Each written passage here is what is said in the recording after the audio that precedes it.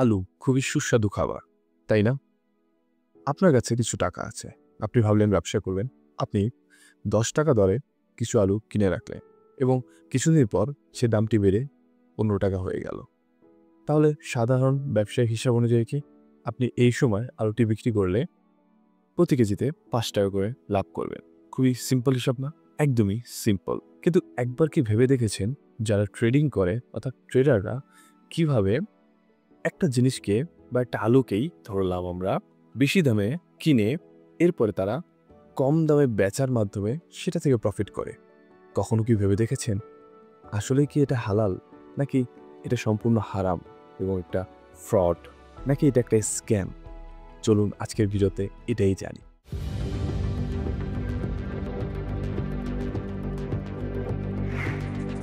It's কুহক। আসসালামু আলাইকুম, it's কুহক।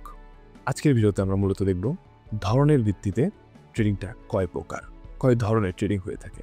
তো প্রধানত ৩ প্রকার: স্পট ট্রেডিং, ফিউচার ট্রেডিং এবং বাইনারি অপশন ট্রেডিং। আমি মূলত এই ভিডিওতে স্পট ট্রেডিং এবং ফিউচার ট্রেডিং এই দুইটাকেই ডিটেইলি ব্যাখ্যা করব। বাইনারি অপশন ট্রেডিং আপনাদের জন্য আমি একটু স্পেশালভাবে ব্যাখ্যা করব, এরপরেই আসবে এই ভিডিওটা। তো সেই ভিডিওটা দেখার জন্য অবশ্যই আপনি আমার চ্যানেলটি সাবস্ক্রাইব করে আমার সাথে থাকবেন এবং বেল বাটনে ক্লিক করে নোটিফিকেশনটা অন রাখবেন। তো চলুন শুরু করা যাক স্পট ট্রেডিং নিয়েই। তো স্পট ট্রেডিংয়ের কনসেপ্টটা খুবই সিম্পল। আমাদের লোকাল বাজারে আমরা যে কনসেপ্টটা দেখি ঠিক সিমিলার।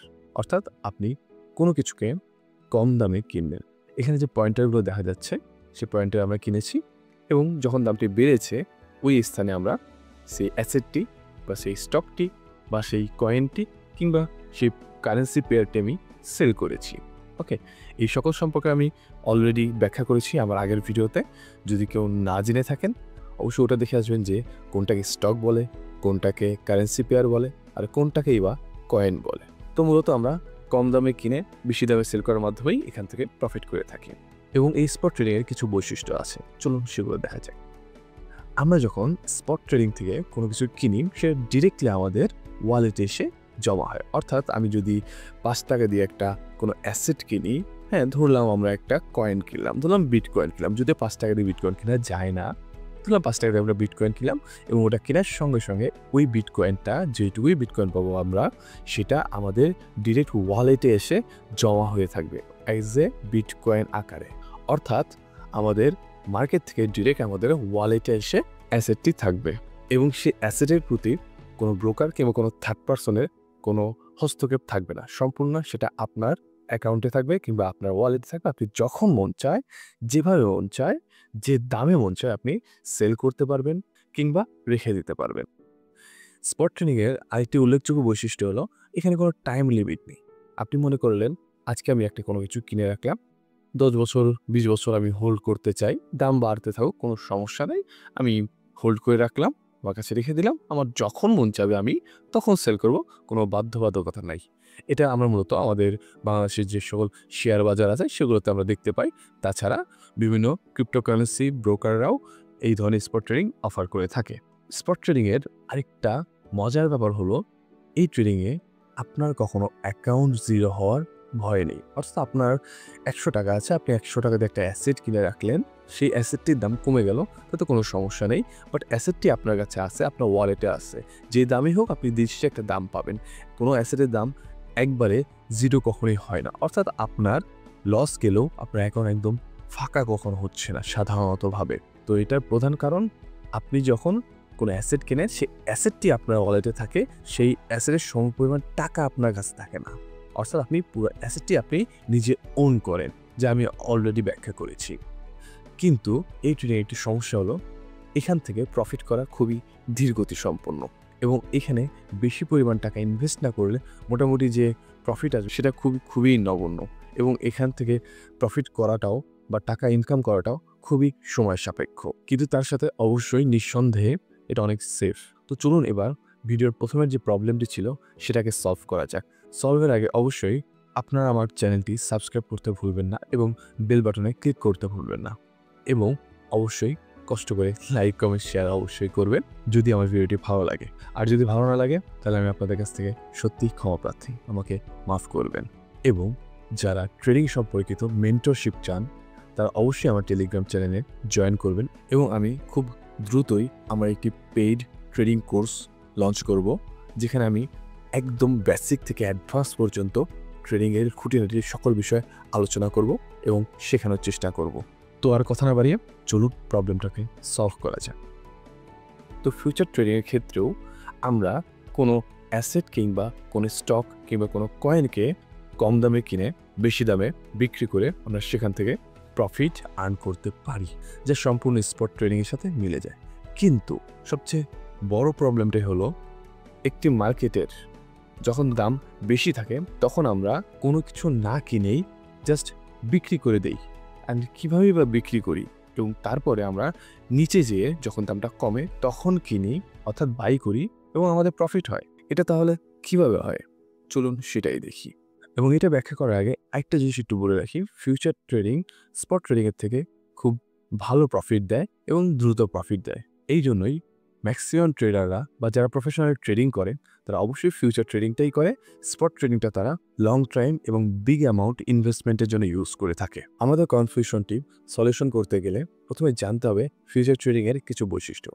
যেমন আপনি যখন মার্কেট থেকে কোনো অ্যাসেট কিনবেন সেটা স্পট ট্রেডিংয়ে ডিরেক্ট আপনার নিজের ওয়ালেটে আপনার হয়ে থেকে যেত, কিন্তু ফিউচার ট্রেডিংয়ের ক্ষেত্রে এখানে মূল আধিপত্যটা থাকে আপনার ব্রোকারের উপর।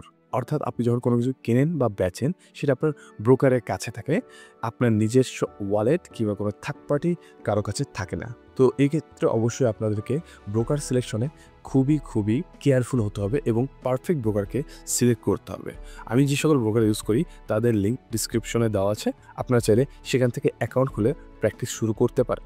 তো ব্যাপারটি ভালো মতো বোঝার জন্য চলুন আমরা রিয়েল লাইফ এক্সাম্পলে যাই।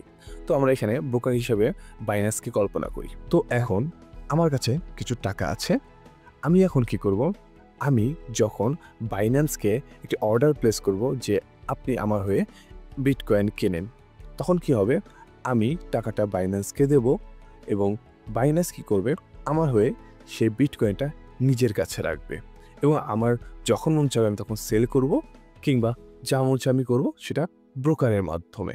তাহলে কোশ্চেনটা আবারও আসে, তাহলে ভাই বেশি দামে কিনে কম দামে বেশি কীভাবে লাভ হয়? চলুন এর জন্য আমাদের জানতে হবে ব্রোকারের কিছু বৈশিষ্ট্য। আমরা যে সকল ব্রোকার আছে এখানে আমি লিস্ট দিয়ে দিয়েছি, সে সকল ব্রোকারের কাছ থেকে আমরা যে কোনো অ্যাসেটকে ধার নিতে পারি এবং লেভারেজ নিতে পারি। লেভারেজ কি সম্পর্কিত একটি ডিটেল ভিডিও সামনে আসবে, অবশ্যই পার্ট বাই পার্ট সবগুলো টপিক নিয়ে আমি আলোচনা করব। তো এখানে মেন ব্যাপারটা হলো কি, আমরা ব্রোকারের কাছ থেকে অ্যাসেটকে ধার নিতে পারি। চলুন একটা এক্সাম্পল দেখা যাক। একজন লোকের কাছে টাকা আছে, সে চাচ্ছে বিটকয়েন কিনবে, তার কাছে বিটকয়েন নেই। এখন আপনি কি করবেন, সে আপনাকে টাকা অফার করতেছে যে ভাই আপনি আমাকে বিটকয়েন দিন, আমি আপনাকে টাকা দিই। কিন্তু আপনার কাছে তো বিটকয়েন নেই, আপনি কি করবেন? বাট আপনার কাছে আছে আপনার ব্রোকার। আপনি কি করলেন, আপনি দেখলেন বর্তমানে বিটকয়েনের দাম $85,000।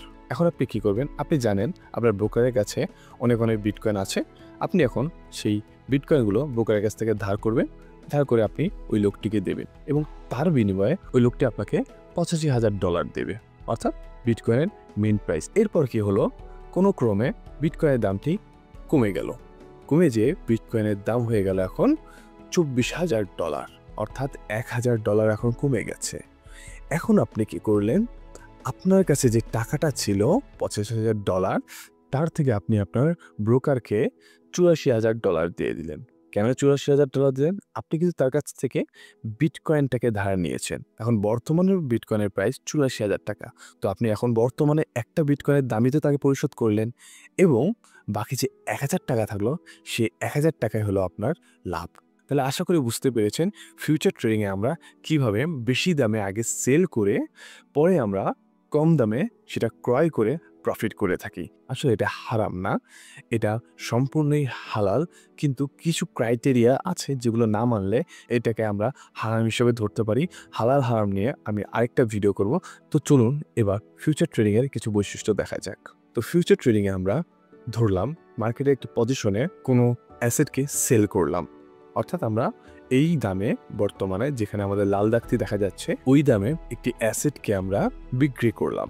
বিক্রি করার পর ধরলাম আমরা এই জায়গায় এসে ক্রয় করলাম এবং যার ফলে ধরে নিয়ে আমরা প্রফিট পেলাম 10 টাকা।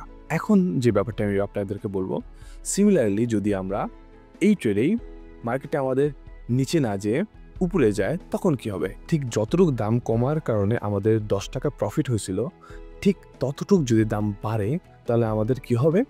10 টাকা লস হবে। তো এখানে ব্যাপারটা হলো কি, আপনার দাম যত বাড়বে আপনি সেই অনুযায়ী টাকা পাবেন। যদি 5 টাকা বাড়ে তাহলে 5 টাকা পাবেন, যদি 10 টাকা বাড়ে 10 টাকা পাবেন। ব্যাপারটা এরকমভাবে আনুপাতিক হারে আপনি প্রফিট করবেন বা লস করবেন।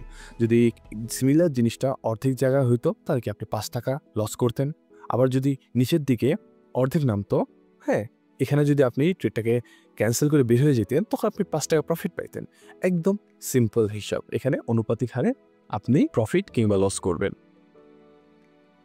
এরপর ফিউচার ট্রেডিংয়েও কোনো প্রকার টাইম লিমিট নেই, অর্থাৎ আপনি একটি ট্রেড ইন্টার করার পর ট্রেডটা রানিং অবস্থা আপনি যতক্ষণ মন চায় আপনি হোল্ড করে রাখতে পারবেন, যখন মন চায় আপনি সেই ট্রেড থেকে বের হয়ে যেতে পারবেন। যখন আপনার মনে হবে যে আমি অনেক বেশি লসের দিকে যাচ্ছি, আপনি বের হয়ে গেলেন, আপনি বেশি লস নিলেন না, বা আপনি আপনার প্রফিট যখন অনেক ভালো পেলেন আপনি তখন বের হয়ে গেলেন, বা আপনি একটু প্রফিটে বের হয়ে গেলেন, আপনার যখন মন চায় আপনি তখনই ট্রেড থেকে বের হয়ে যেতে পারবেন।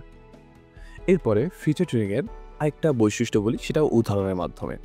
ধরলাম আমরা এখান থেকে একটি বাই ট্রেড নিলাম, অর্থাৎ আমরা নিচের দিকে ট্রেড নেওয়া বাদ দিয়ে আমরা কী করলাম, আমাদের ট্রেডটাকে আমরা উপরের দিকে নিলাম, অর্থাৎ আমরা বাই করলাম। ওকে, যে কোনো কারণে আমাদেরকে মনে হলো যে এখন আমার দামটা আরও বাড়বে। ওকে, বাট কী করলো, দামটা বাড়লো না, দামটা কমে গেল। আর এই ট্রেডটা নেওয়ার সময় আপনার অ্যাকাউন্ট ব্যালেন্স ছিল ধরলাম 90 টাকা। ওকে, তো ট্রেডটা নেওয়ার পর কী হলো, আমরা তো দেখতেই পারছি ট্রেডটা নিচে চলে গেল। ধরলাম তখন আমাদেরকে আনুপাতিক হারে দেখাইলো এইখানে আমাদের $70 মাইনাস, অর্থাৎ এখন যদি আবার ট্রেডটাকে ক্যান্সেল করি আমাদের $70 মাইনাস হবে। এবার ট্রেডটা আবার উপর দিকে উঠলো, এই পজিশনে আসলে আমাদের কিছু মাইনাস থাকলো, আমরা ট্রেডটা থেকে বের হলাম না, আমরা তাও থাকলাম। ওকে, এরপর ট্রেডটা আবার নিচে গেল, কোথায় নেমে গেল? এখানে নেমে গেল।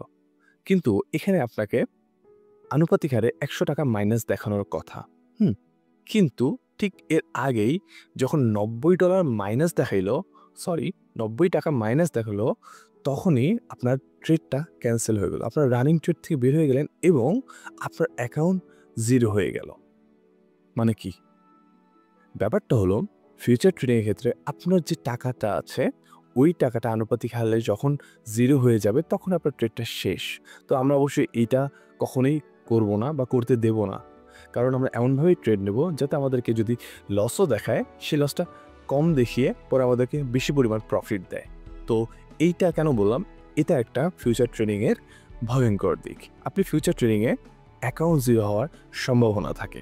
তো যারা প্রফেশনাল তারাই ফিউচার ট্রেডিং করে এবং যাদের জ্ঞান আছে তারাই করে এবং তারাই ফিউচার ট্রেড থেকে তাদের ক্যারিয়ারটা গড়তে পারে। আশা করি আজকের ভিডিওটা আপনাদেরকে ভালো লেগেছে। আপনাদেরকে সাথে থাকার জন্য অসংখ্য ধন্যবাদ। আসসালামু আলাইকুম।